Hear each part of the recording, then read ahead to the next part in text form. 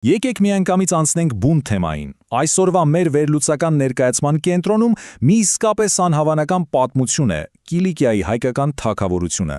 Խոսքը պարզապես հերթական պետության մասին չէ, սա էպիկական վերելքի, աննկարագրելի ոսկեդարի ու ցավոք ողբերգական անկման մի պատմություն է։ Ուղղակի ֆանտաստիկ դաս է այն մասին, թե ինչպես գոյատևել, դիվանագիտություն վարել ու զուգահեռ մշակութային հսկայական փայտյուն ապահովել։ Ու հենց սկզբից մի շատ հետաքրքիր հարց է առաջանում. Ինչպես ստացվեց, որ իրենց հայրենիքից զրկված մարդիկ եկան ու Միջերկրական ծովի ափին կառուցեցին այսպիսի հզոր համաշխարհային մակարդակի պետություն, որը հանգիստ մրցակցում էր եվրոպական գերտերությունների հետ, լինելով ամեն կողմից շրջապատված թշնամիներով։ Իրոք որ ո՞նց արեցին դա։ Դե ինչ, եկեք արագ նայենք մեր այսօրվա պլանին։ Մենք կանցնենք 4 հիմնական կետերով։ Կսկսենք թագավորության հռչակումից, հետո կնայենք նրանց անառիկ ամրոցներն ու բանակը, կխոսենք առևտրի ու մշակույթի մասին եւ վերջում կհասկանանք այս հզոր պետության անկման պատճառները։ Սկսում ենք առաջին կետից՝ թագավորության հռչակումը։ Եկեք տեղափոխվենք 12-րդ դար։ Այստեղ ամենահետաքրքիրն այն է, թե ինչպես Լևոն II-ը, նույն ինքը Լևոն Մեծագործը, ուղղակի վարպետորեն խաղաց համաշխարհային քաղաքականության լաբիրինթոսում։ Նա շատ լավ հասկանում էր գոյատևելու համար իրեն պետք է մեծ խաղացողների ճանաչումը։ Եվ ահա 1198 թվականի հունվարի 6-ին Տարսոնում նա թագադրվեց։ Բայց սա ուղղակի տեղական միջոցառում չէր։ Պատկերացրեք, նա պաշտոնական ճանաչում ստացավ եւ Հռոմի պապից, եւ սրբազան հռոմեական կայսրությունից։ Նա նույնիսկ Բյուզանդիայից թագ ստացավ։ Կարճ ասած, նա Կիլիկիան դարձրեց գլոբալ քաղաքականության անբաժան մաս։ Իսկ հիմա մի պահ նայեք այս թվին՝ 40,000։ Որպեսզի հասկանաք մասշտաբը, սա քառակուսի կիլոմետրերով այն հսկայական տարածքն է, որը զբաղեցնում էր Կիլիկիան իր հզորության գագաթնակետին։ Դա Փոքրասիայի ողջ միջերկրածովյան անկյունն էր, պաշտպանված հզոր լեռներով ու ծովով։ Ու որպեսի պատկերն ամբողջական լինի, նշեմ, որ այս տարածքում ապրում էր ավելի քան 1 միլիոն մարդ։ 13-րդ դարի համար 1 միլիոնը պարզապես ֆանտաստիկ թիվ է։ Դա նշանակում է հսկայական տնտեսություն, մարդկային ռեսուրս ու երկրի կայունություն։ Անցնենք երկրորդ բաժնին՝ անառիկ կամրոցներն ու բանակը։ Եկեք հասկանանք, թե ինչ ուժ էր պաշտպանում այդ 1 միլիոն մարդուն։ Ուրեմն պետք է հստակ գիտակցել մի բան։ Կիլիկիան ինչ-որ փոքրիկ խեղճ պետություն չէր, սա ռազմական մի իսկական հսկա էր Միջերկրական ծովում։ Մինչև 80,000 հետևակ, 40,000-անոց ծանր զրահավորված հեծելազոր եւ, պատկերացնում եք, մինչև 200 նավից բաղկացած ռազմածովային նավատորմ։ Խաչակիրները, մոնղոլներն ու սուլտանությունները լուրջ հաշվի էին նստում այս ուժի հետ։ Բայց մենակ մարդկանց քանակով հարց չէր լուծվում, նրանք ուղղակի ճարտարապետական հանճարներ էին ռազմական գործում։ Լեռնային բարդ ռելիեֆը դարձրել էին բնական վահան։ Ամենուրեք կառուցված էին դիտաշտարակներ, հզոր դղյակներ ու մշտական կայազորներ։ Ամեն մի կիրճ, ամեն մի բարձունք հսկվում էր այնպես, որ անհնար էր աննկատ անցնել։ Ու ամենաապշեցուցիչը նայեք այս թվին՝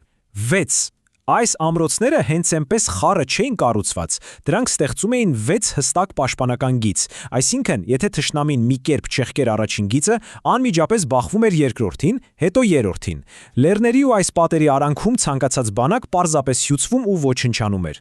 Անցնում ենք երրորդ բաժնին՝ առևտուր եւ մշակույթ, որովհետեւ կյանքը միայն պատերազմ չի, չէ՞։ Եկեք տեսնենք, թե ինչ ահռելի հարստություն ու մշակութային պայթյուն եղավ այս ոսկեդարում։ Այս պատկերը հիանալի ցույց է տալիս, թե ինչպես էր Կիլիկիան ինտեգրված համաշխարհային տնտեսության մեջ։ Արևելքի ու արևմուտքի հենց խաչմերուկում լինելով, նրանց նավահանգիստները, հատկապես հայտնի Այասը, վերածվել էին գլոբալ առևտրի կենտրոնների։ Պատկերացրեք, եվրոպացի ու արևելյան վաճառականները հանդիպում էին այստեղ, ու ամբողջ համաշխարհային առևտուրը անցնում էր այս դարպասներով, երկիրը լցնելով ուղղակի ֆանտաստիկ գումարներով։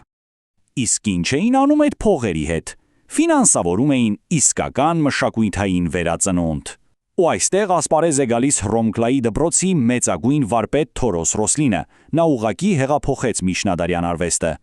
Մոռացեք ստատիկ անշարժ պատկերները։ Ռոսլինի կերպարները դինամիկ էին, լի կենդանի հույզերով ու այնպիսի վառ գույներով, որոնք մինչև հիմա հիացնում են։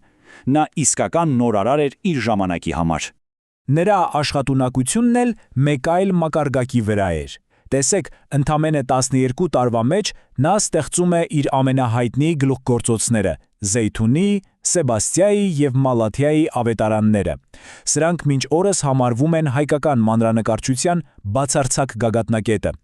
Նա կարողացավ մարդկային, իրական շունչ տալ միջնադարյան կերպարներին։ Բայց դե հասանք մեր վերջին 4-րդ բաժնին՝ Կիլիկիայի անկումը։ Ցավոք ոչ մի կայսրություն հավերժ չէ և այս ոսկեդարն էլ մոտեցավ իր դրամատիկ ավարտին։ Ինչու այսպես եղավ։ Դե բացի արտաքին անվերջ թշնամիներից կար լուրջ ներքին խնդիր։ Մենք գործ ունենք դասական քաղաքական պառակտման հետ։ Մի կողմում լուսինյան արքաներն էին, որոնք արևմտամետ էին, փորձում էին քաթոլիկացնել երկիրն ու մոտենալ Եվրոպային։ Մյուս կողմում ավանդական հայ իշխաններն էին, որոնք ատամներով դիմադրում էին այս ամենին, պաշտպանելով իրենց ինքնությունը։ Այս ներքին կռիվները պարզապես մաշեցին պետությունը ներսից։ Ու հարվածները սկսեցին հաջորդել մեկը մյուսին։ Նայեք այս ժամանակագրությանը։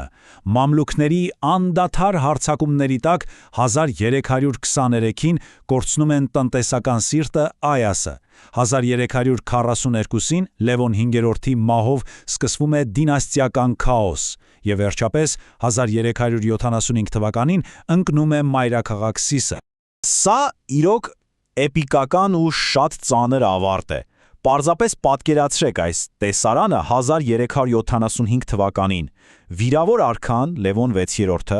մի բուռ մնացած պաշտպանների հետ Սիսի միջնաբերդում իր վերջին կռիվն է տալիս, մինչև որ գերեվարվում է Կահիրե։ Դրանով պաշտոնապես փակվում է հայկական վերջին անկախ թագավորության էջը։ Ահա այսպես մենք հասանք մեր այսօրվա վերլուծության ավարտին, բայց ուզում եմ ձեզ թողնել մի շատ կարևոր հարցով։ Ինչպես է ստացվում, որ աքսորի մեջ ծնված, անընդհատ պատերազմների մեջ գտնվող, բայց դարեր գոյատևած այս թագավորության ժառանգությունը մինչև այսօր շարունակում է ձևավորել ու ոգեշնչել հայկական ինքնությունը։ Ինչ է այն մեզ սովորեցնում դիմադրողականության մասին։ Մտածեք այս մասին ու շարունակեք բացահայտել պատմությունը։ Կհանդիպենք մեր հաջորդ թողարկումներում։